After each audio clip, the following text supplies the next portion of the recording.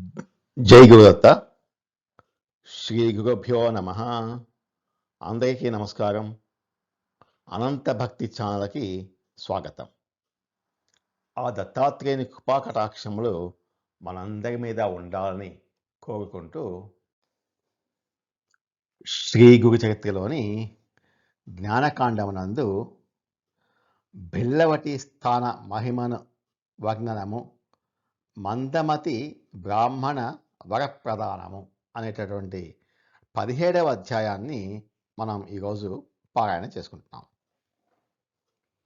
ఈ 17వ అధ్యాయంలో మనం భిల్లవటి స్థాన మహిమను వర్ణించుట, వేద పండితునకు మందమతి అగు బాలుడు జన్మించుట, విద్యగాని వింత పశువు అని బంధువులు ఆ బాలుని నిందించుట, అతడు మరణించుటకు సిద్ధపడి భిల్లవటిని చేరుట, భువనేశ్వరిదేవి ఎదుట విలపించిన ఆ బాలుడు ప్రాయోపవేశము చేయుట, మేడి చెట్టు వద్ద గల శ్రీ గురుమూర్తిని చేరుకొమ్మని జగన్మాత ఆదేశించుట, అతడు శ్రీ గురునాథుని వద్దకు వెళ్ళి శరణుజొచ్చుట, శ్రీ గురుదేవుల అనుగ్రహంతో ఆ బాలుడు సంపూర్ణ జ్ఞానిగా మారుట. వీటిని మనం ఈ అధ్యాయంలో తెలుసుకుంటాము. శ్రీ గణేశాయ నమః. శ్రీ సరస్వత్యై నమః. శ్రీ గురుభ్యో నమః. శ్రీపాద శ్రీవల్లభ శ్రీ నృసింహ సరస్వతి శ్రీ గురుదత్తాత్రేయాయ నమః. సిద్ధముని నామధాయకునితో ఇలా అంటున్నాడు. గురుభక్త శిఖామణి, నీ మనస్సు శ్రీ గురుచరణ కమలముల యందు నిశ్చయముగా లయమొందింది. శిష్య, నీ మనసును ఏకోన్ముఖము చేసుకొని వినుము. నేను గురుచరిత్రను నీకు మరింతగా విస్తరించి చెప్తాను అని ప్రారంభించారు. కృష్ణవేణి నదీ తీరమున భిల్లవటి గ్రామమునందు శ్రీ భువనేశ్వరీదేవి క్షేత్రము కలదు. అట్టి దైవక్షేత్రమునకు పశ్చిమ భాగమున అనగా ఆవలి తీరమున ఔదంబర వృక్షం ఒకటి కలదు. ఔదంబర వృక్షం అంటే మేడి చెట్టు.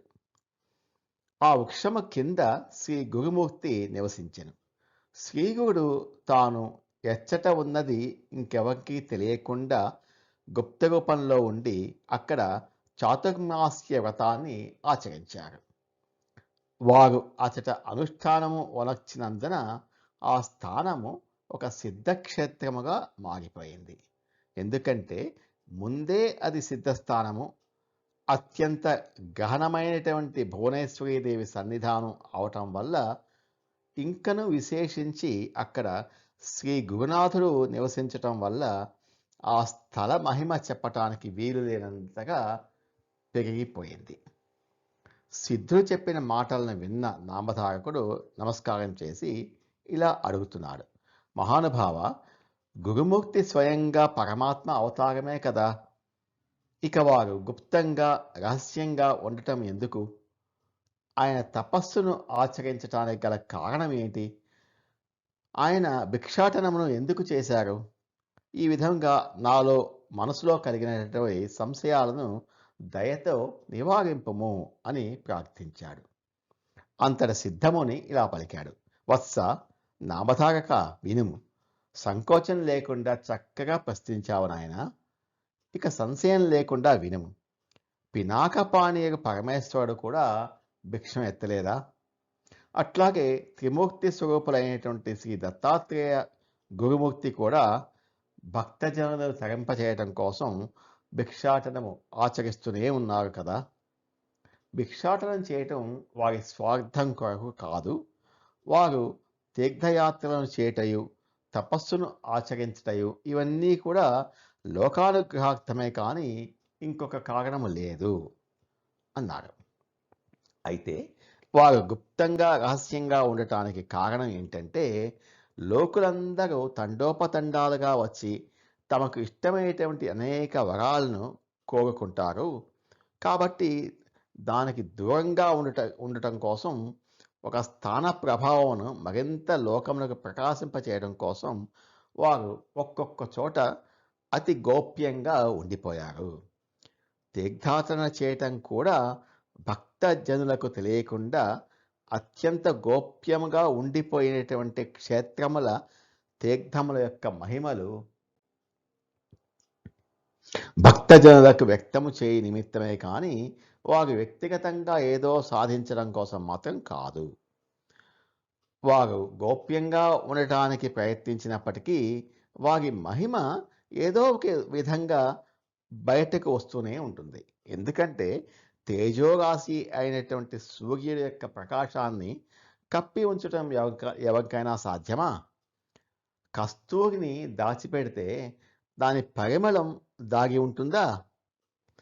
అలాగా వారు గుప్తంగా ఉన్నా కూడా ఆయా ప్రదేశాలలో వ్యక్తమై ఉందను శ్రీ గురుని యొక్క మహిమ దశ దిశలకు వ్యాపించుచునే ఉండెను. అట్టి విషయమును రుజువు చేయగల ఒక దివ్యమైన వృత్తాంతాన్ని నీకు ఇప్పుడు చెప్తాను, ఏకాగ్ర చిత్తంతో నువ్వు వినాలి అన్నారు. కరవీరము అంటే కొల్హాపురం అనే పట్టణం నందు ఒక సద్బ్రాహ్మణుడు ఉన్నాడు. అతడు వేదాంగ పారంగతుడు, గొప్ప సదాచార సంపత్తి కలిగిన వాడు. అతడు విద్యార్థులందరి చేత వేదశాస్త్ర పురాణాలను అధ్యయనం చేయించేవాడు. ఇట్టి బ్రాహ్మణునకు ఒక పుత్రుడు జన్మించాడు. అతడు పుట్టుకతోనే మందబుద్ధి అయ్యాడు. ఆ బాలునకు బాల్యముననే దురదృష్టవశాత్తు తల్లిదండ్రులిద్దరూ చనిపోయారు. ఆ బాలుడు తన తాతగారింటిలో పెరిగి పెద్దవాడయ్యాడు. ఇంతలో అతనికి 7 సంవత్సరాల ప్రాయం వచ్చింది. బంధువులందరూ కలిసి గర్భాష్టమ వయస్సునందు ఆ బాలునకు ఉపనయనం చేశారు. స్నాన సంధ్యాదులు కానీ గాయత్రీ మంత్రం కానీ ఏది చెప్పినా కూడా ఆ బాలుడు వెంటనే మర్చిపోయేవాడు. ఎంత మందలించి చెప్పినా కూడా అతనికి ఇవేవి కూడా కంఠస్థం అయ్యేది కాదు. అట్టి మందమతి అయినటువంటి ఆ మూర్ఖుడైన బాలునకు వేదమంత్రాలు ఎలా అబ్బుతుంది? ఇంతలో కొంత వయసు వచ్చింది కాబట్టి అతను కొంచెం పెద్దవాడు అయ్యాడు. ఎవరు ఏ మాట చెప్పినను అది విన్న మరుక్షణమే అతడు ఆ మాటను మర్చిపోయేవాడు. అందువల్ల ఆ గ్రామంలో గల మిగిలిన పండితులు, బంధువులు అతన్ని నిందించేవారు. ఓరి, నీవు విహీనుడవు, బ్రాహ్మణ కులమునందు జన్మించి కూడా నీకు ఇంతటి మౌఢ్యం ఎట్లా ప్రాప్తించింది? నీ తండ్రి ఒక గొప్ప జ్ఞానవంతుడు, వేదశాస్త్ర పురాణ మర్మగ్నుడైన మహాపండితుడు. అట్టి విద్వాంసుని గర్భంలో ఇంతటి మందమతివై ఒక బండరాయి వలె నీవు ఎలా జన్మించావు? నీ జీవితం నశించిపోగాక. నీ వలన నీ తండ్రి కీర్తి ప్రతిష్టలన్నీ కూడా మంట కలిసిపోయాయి కదగా వెధవా. నీవు బతికి ఉండట కంటే పొట్టకు ఒక బండరాయిని కట్టుకుని ఏ చెరువులోనో బావిలోనో దూకి చావడం మేలు. ఈ లోకంలో ఒక పంది వలె జీవించే నీ జన్మ వ్యర్థమైనది. ఓరి ఆచారహీనుడా, అనాచారంతో జీవించిన నీకు నరకమే లభిస్తుంది. ఇక సద్గతి నీకు ఎలా వస్తుంది? విద్య కానివాడు వింత పశువు అని చాలా అతన్ని నిందించేవాడు. అపారమైన విద్య కలిగిన వాడే నిజమైన జ్ఞానవంతుడు. అట్టి వాని దేహానందు ఈశ్వర విభూతి దేదీప్యమానమై వెలుగొందుచు ఉంటుంది. అతడు అందరి చేత గౌరవింపబడుతుంటాడు. రాజు కూడా అతనికి వందనం చేస్తారు. ఈ విధంగా నీకెందుకు విద్య అబ్బలేదు అని అందరూ అతన్ని నిందించేవారు. బ్రాహ్మణుల బంధువుల మాటలను విని ఆ బాలబ్రహ్మచారి వారందరికీ చేతులెత్తి నమస్కరించి ఇలా అనేవాడు. అయ్యలాగా, విద్యాభ్యాసము చేయమని నాకు మీరు చక్కని జ్ఞానబోధ చేస్తున్నారు. కానీ నేను గత జన్మలో విద్యాదానము చేసి ఉండలేదో ఏమో, తద్వారా నాకు విద్య అబ్బటం లేదు. అందుకు నేనేం చేయాలి? నేనేం చేయగలను? నేను మీ ముందు దోషినైపోయాను. నేను మహాపాపిని. నాకు కూడా చదువుకోవాలి అనేటటువంటి కోరిక ఉంది. కానీ ఎంత చదివినా కూడా అది జ్ఞాపకానికి ఉండటం లేదు. అందువల్ల మీరందరూ నన్ను కృషితో ఉద్ధరించగలరు. ఒకవేళ అందుకు తగిన ఏదైనా ఉపాయం ఉంటే దయచేసి అది నాకు చెప్పండి అని వేడుకున్నాడు. ఆ బ్రాహ్మణులందరూ హేళనగా నవ్వుతూ, ఓరి పశువా, నీకు ఈ జన్మలో విద్య ఎలా అబ్బుతుంది? ఓరి మూర్ఖుడా, కుల నాశకుడా, బిచ్చమెత్తుకొని కడుపు నింపుకోపో అని దూషించారు. వారందరూ చాలా నీచమైన శబ్దజాలంతో నానా విధాలుగా ఆ బాలుణ్ణి దూషించారు, తిరస్కరించారు. వారి మాటలు విన్న వెంటనే అతనిలో వైరాగ్య భావం కలిగింది. వెంటనే అతడు ఆ గ్రామాన్ని వదిలిపెట్టి అడవిలోకి వెళ్ళడం కోసం నిశ్చయించుకొని బయలుదేరాడు. మనస్సు దుఃఖాక్రాంతమై లోలోలో ఇలా చింతిస్తూ దుఃఖింపసాగాడు. అయ్యో, అందరూ నన్ను దూషించుచుండిరి కదా, నేను మందమతినైతిని. నాకు ఇంతటి మందబుద్ధిని ఈశ్వరుడు ఎందుకు ప్రసాదించినో కదా. ఇక నేను జీవించి ప్రయోజనం ఏమిటి? ఈ ప్రాణాలను వదిలిపెట్టి మరణించుటయే నాకు దిక్కు. ఇక ఏ ప్రయత్నం చేసినా కూడా అవన్నీ కూడా వ్యర్థమే అవుతుంది అని దృఢంగా నిశ్చయించుకున్నాడు.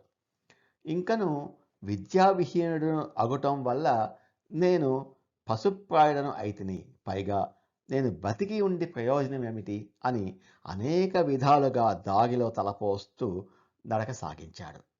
ఇట్టి ఆలోచనలతో గ్రామాలు తిరుగుతూ దైవవశమున శ్రీ నృసింహ సరస్వతి గురుదేవులు నివసిస్తున్నటువంటి భువనేశ్వరి క్షేత్రమైన బిల్లవటి గ్రామానికి అతను చేరుకున్నాడు. ఆహార పానీయాలు తీసుకోకుండా ఉదయం నుండి ఉపవాసంతోనే ఉండి ఆ రోజు సాయంత్రానికి అదృష్టవశాత్తుగా అతడు అమ్మవారి సన్నిధికి వచ్చాడు.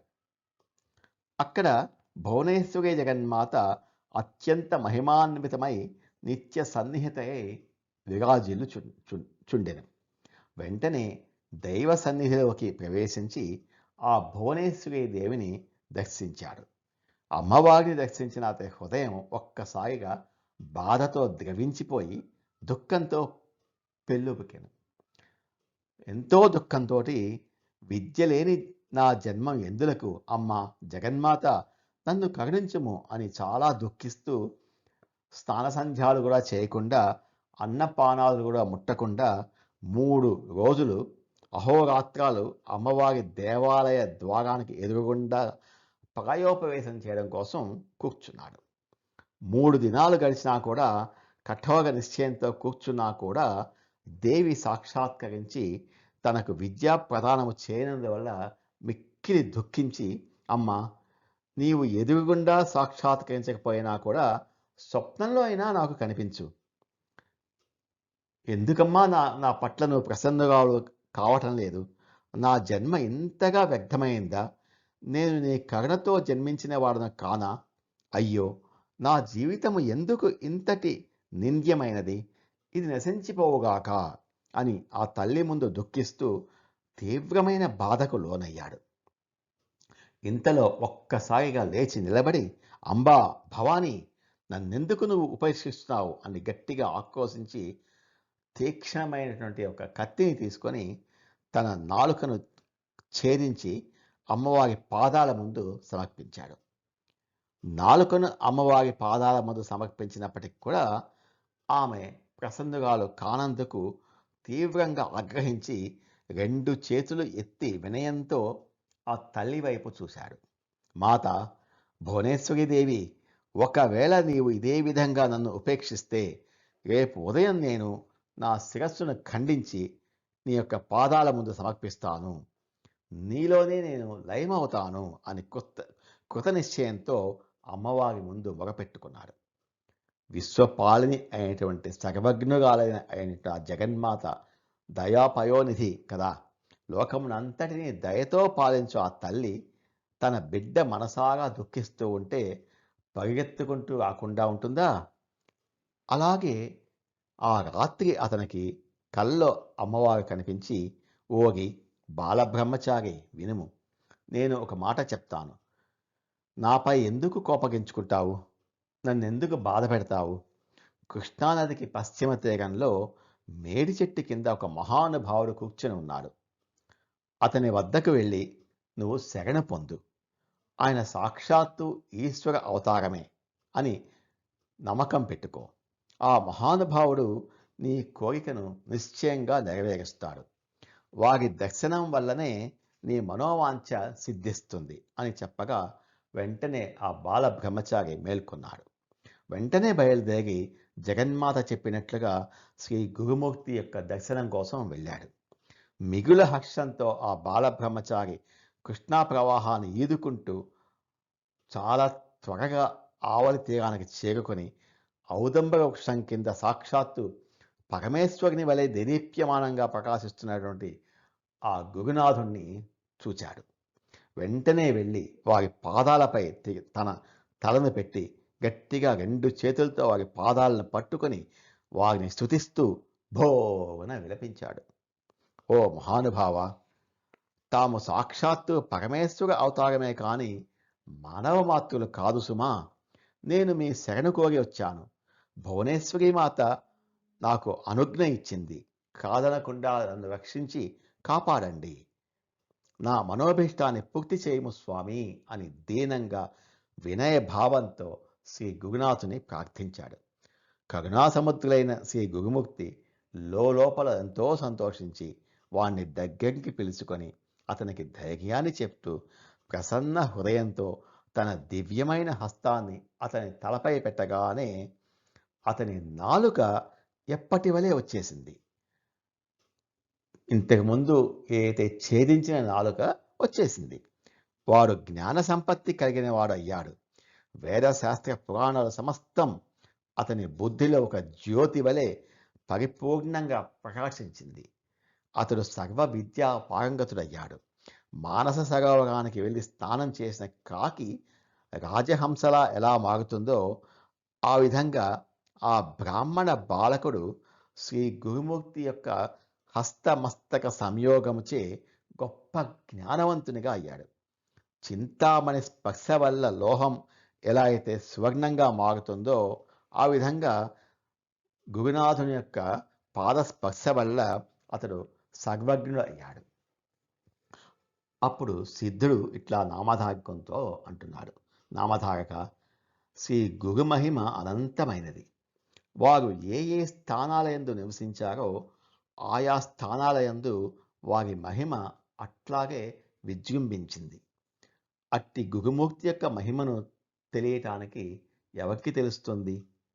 వారు నివసించిన ప్రదేశాల మహిమను ప్రమాటించి చెప్పటానికి ఎవరి తరం అవుతుంది? అది కేవలం ఆ గురుమూర్తికే తెలుస్తుంది అని నామధారకంతో సిద్ధముని చెప్పిన విధామును ఈ గురు చరిత్రలో సకల జనులు తరించు నిమిత్తముగా ప్రకాశింపచేస్తున్నాను. అంతేకాక దీన్ని శ్రద్ధగా పఠించువారు, వినువారు తప్పక సకల మనోభీష్టాలను పొందగలరు. మహామహిమాన్వితమైన శ్రీ గురు చరిత్రను విశదంగా లోకానికి అందిస్తున్నాను. ఇంతటితో జ్ఞానకాండం నందు బిల్లవటి స్థాన మహిమ అను వర్ణనము, మందమతి బ్రాహ్మణ వరప్రదానము అనే ఈ 17వ అధ్యాయం సమాప్తం. జయ గురుదత్త. శ్రీ గురుదత్త. నమో భగవతే వాసుదేవాయ. ఏతత్ ఫలం శ్రీ గురుచరణారవిందార్పితమస్తు. స్వస్తి.